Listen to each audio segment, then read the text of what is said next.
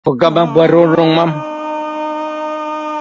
you do not know me from Adam.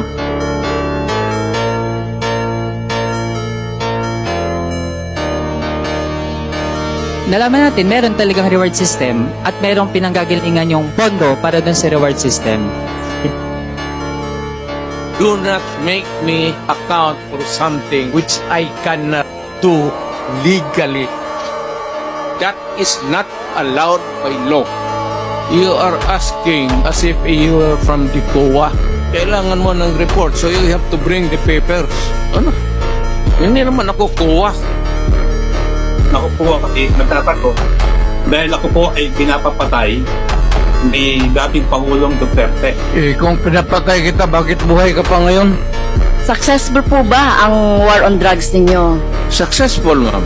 Na-minimize yung drugs. You cannot entirely eradicate drugs because pang hanap buhay yan eh.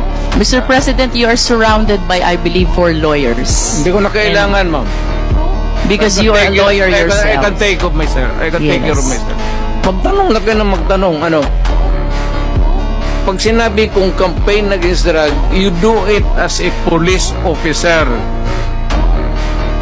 Nag-aral ka naman ng 2 years basic, sinunod mo lahat, you should follow. Not if you go out of the way, I cannot answer for you.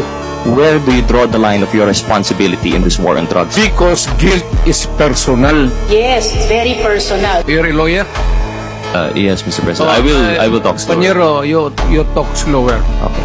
Mr. Maybe maganda ka ang English mo, pero fortunately, hindi naiintindihan.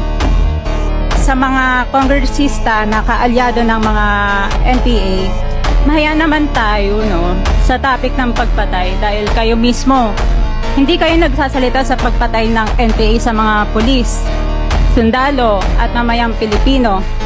Sa NPA, nire-recruit ang mga kabataan para pabagsakin ang gobyerno at pumatay ng mga pulis, sundalo at tropa ng gobyerno. Salamat, ma'am. Mr. Chair. Bawal po pumalakpak dito. Kung gusto nyo pumalakpak, doon kayo sa labas. Maaari ba?